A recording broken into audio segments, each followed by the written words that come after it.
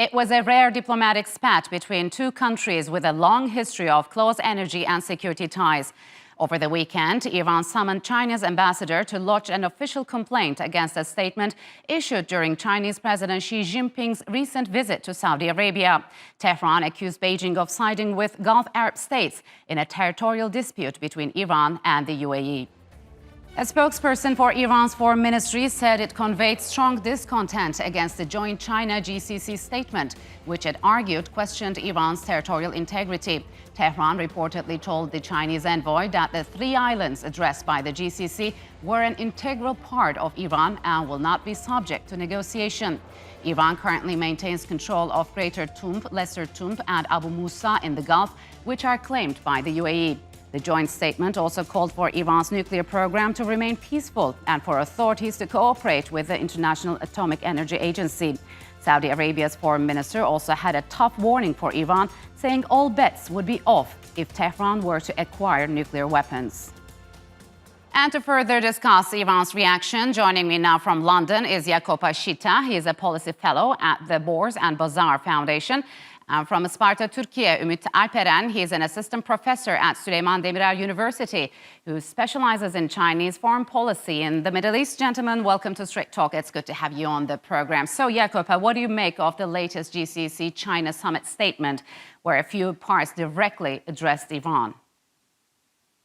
Well, I think this is one of the lowest point of China-Iran relations in the last few years. Certainly, less than 6 months ago, we were celebrating Iran's joining, or at least Iran was celebrating joining the SCO, so the Shanghai Cooperation Organization. Today, the statement that came out from the GCC countries and China during the meeting in Riyadh is a direct low blow to Tehran. There are a couple of points in this statement.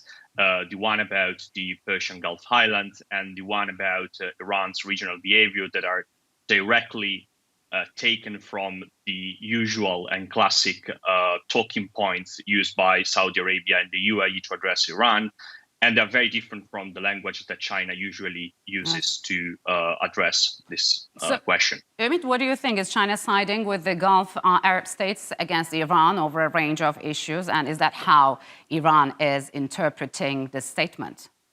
Actually, China is following a policy based on the balance between the Israel, Arabs, and Iran in the Middle East. Not directly. China also doesn't want to be part of the chronic problems in the Middle East.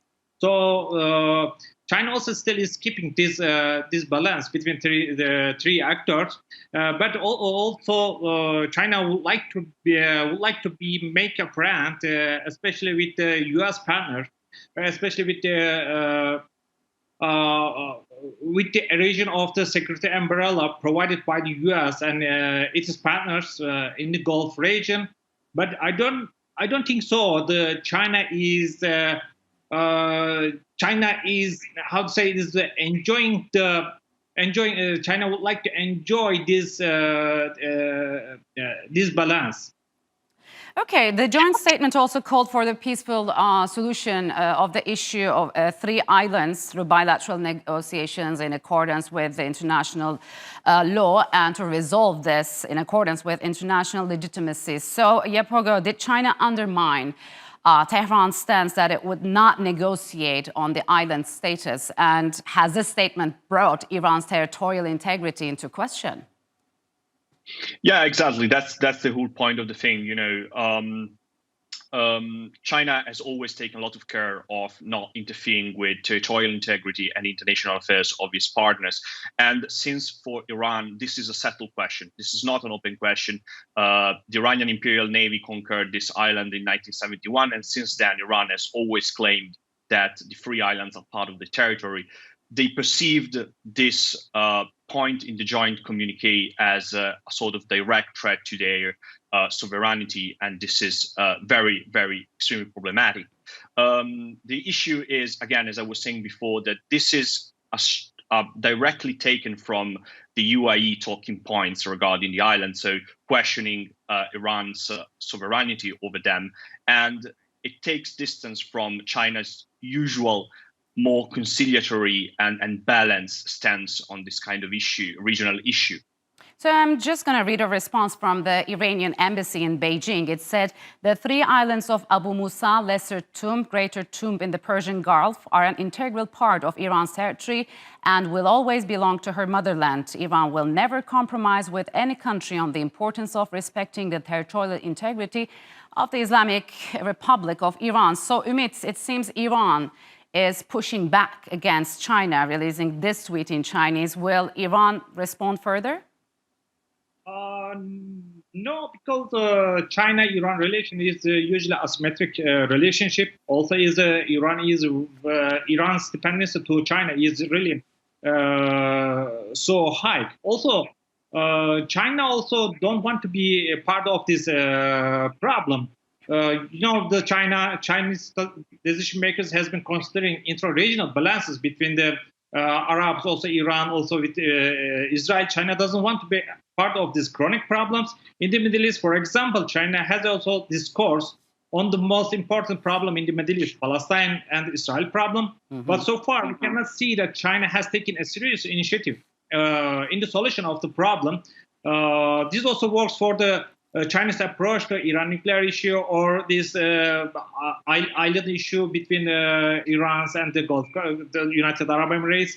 While China is actually, in such a case, it provides an opportunity to see Chinese diplomatic skills, also Chinese ability to make, as a mediator in this area. But at the same time, it can be very costly for China play an active mediating role or intervening this kind of chronic problem in the Middle East.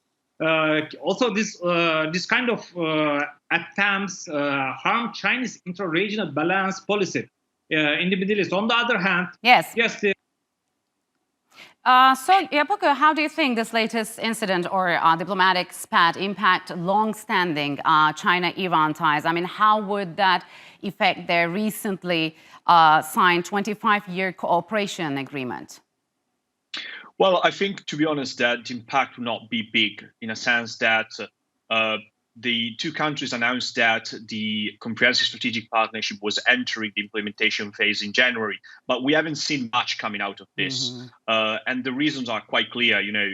Without a JCPOA 2.0 in place, with US secondary sanction in place, China's not going to invest in Iran much. It's not going to expand economic ties with Iran. So, and at the same time, as my colleague was saying before, Iran is so much dependent on China right now that these things, this diplomatic spat will not endure, and probably Iran will end up, silencing and forgetting about this to try to not piss off China, which right now is still Iran's only major buyer of oil and is still Iran's economic lifeline under US secondary sanctions. So can we say that Iran has started losing its leverage over China and because of the Ukraine conflict? And how has, you think, Russia's attack on Ukraine impacted Beijing-Tehran ties?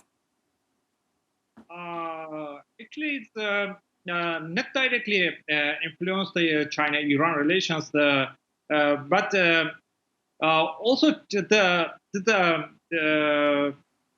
actually, the China-Iran relation is usually based on the bilateral relations. Also, China, we should consider this issue within the China and the U.S. relations. So we cannot say this the Russia-Ukraine war directly influenced the China-Iran relations, but on the other hand, we should consider the China-Iran relation usually within the context on Central Asia, Middle East, with the Gulf region, and the balance, using the Iran as a balance in the Middle East, China, Arabs relations, also China-Gulf relations, also China-Israel relations. But in Chinese foreign policy, also Iran is not a priority issue or priority. China mostly now, especially after the withdrawal of Afghanistan of the NATO forces, China mostly already started to focus on the relation with the great powers. also focus on the mostly its own periphery. Actually, Yes. this Yes. Please continue and wrap it up. and for Chinese foreign policy, the Iran is a secondary issue in Chinese foreign policy. So, Jacoba, how do you think the U.S. is reacting to this latest alignment between the Gulf states and China? And is this a clear sign of the U.S.'s waning influence in the region? Well, I don't think it's a clear sign that the U.S. is losing influence in the region. Rather, it's a sign that China is growing its influence and its footprint in the region.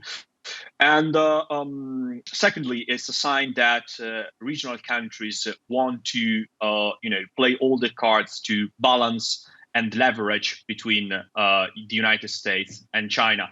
I think in the United States, there's a lot of perhaps exaggerating anxiety about China-Gulf relations. And this is a reflection of the fact that the greater focus of US foreign policy at the moment is with the global competition with China. So, but at the end of the day, China-Gulf relations, China-Saudi Arabia, China-UAE relations are on a expanding and increasing path since at least 2016. So this is not really new, and I don't think that this is the reflection of a huge change in the balance of power in the region. So, how has Saudi-Iran rivalry played out, do you think? Has the Saudis emerged as the winning side?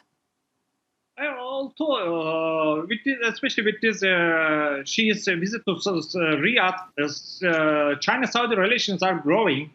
Also, but China shouldn't be expected to replace the United States in the Middle East. Also, considering the security, intelligence, Iran issue, security of navigation in the Gulf region, etc., dimension of Saudi-U.S. relation is still is so important for the Saudi, but it is still very early to Saudis to consider China as an alternative to the USA.